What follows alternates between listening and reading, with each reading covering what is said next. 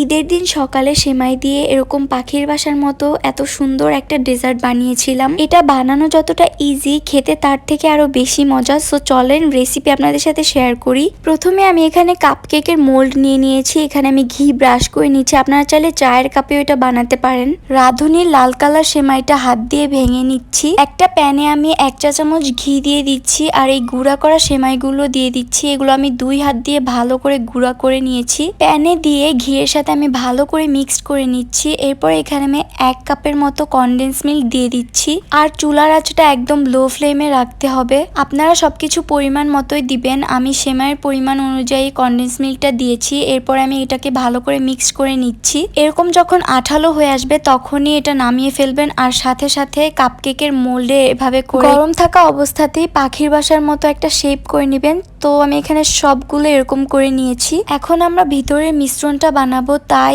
আরেকটা প্যানে আমি এখানে লিকুইড দুধ দিয়ে দিচ্ছি পরিমাণ মতো। 2 চা চামচের মতো চিনি দিয়ে দিলাম আর একটুখানি লবণ দিয়ে দিলাম। মিষ্টি খাবারে লবণ দিলে স্বাদটা অনেক বেড়ে যায়। এখন এখানে কাস্টার্ড পাউডার দিব, তাই অন্য একটা বাটিতে আমি এখানে কাস্টার্ডটা প্রিপেয়ার করে নিচ্ছি। 1 চা চামচ কাস্টার্ড দিয়ে দিলাম আর লিকুইড দুধ দিয়ে ভালো করে মিক্সড করে নিচ্ছি। এভাবে করে দিলে দলা পেকে যাওয়ার সম্ভাবনা থাকে না। তো এরপরে দুধের মধ্যে দিয়ে দিলাম, দেন 2 চা চামচ কনডেন্স মিল্ক দিয়ে ভালো করে মিক্সড করে নিচ্ছি। আমি এখানে নারকেল কুচি দিয়ে দিলাম। এটা একদমই অপশনাল, আপনাদের বাসায় না থাকলে স্কিপ করতে পারেন। এরপরে ফ্লেভারের জন্য 2টো এলাচ দিয়ে দিলাম আর ভ্যানিলা এসেন্স দিয়ে দিলাম। এই দুটো জিনিসের কারণে ফ্লেভারটা খুবই ভালো আসে, তবে ভ্যানিলা এসেন্সটা স্কিপ করতে পারেন, এটা অপশনাল। এরকম একটা টেক্সচার চলে আসলে এটা নামিয়ে ফেলতে হবে। পাখির বাসাগুলো ছুরির সাহায্যে আমি এভাবে করে উঠিয়ে নিলাম। দেখেন কত সুন্দর করে উঠে এসেছে। আর কাস্টার্ডের যে মিশ্রণটা বানিয়েছিলাম এটা আমি 2টা সেকশনে ভাগ করে নিয়েছি। একটা বাটিতে অল্প একটু নিয়েছি। এখানে আমি অরেঞ্জ ফুড কালারটা অ্যাড করে ভালো করে মিক্স করে নিচ্ছি। আপনারা এই পার্টটা স্কিপ করতে পারেন। আমি ডেকোরেট করব বলে পলির মধ্যে নিয়ে নিলাম। যেহেতু পাইপিং ব্যাগ নেই তাই পলির মধ্যে নিয়ে নিচ্ছি।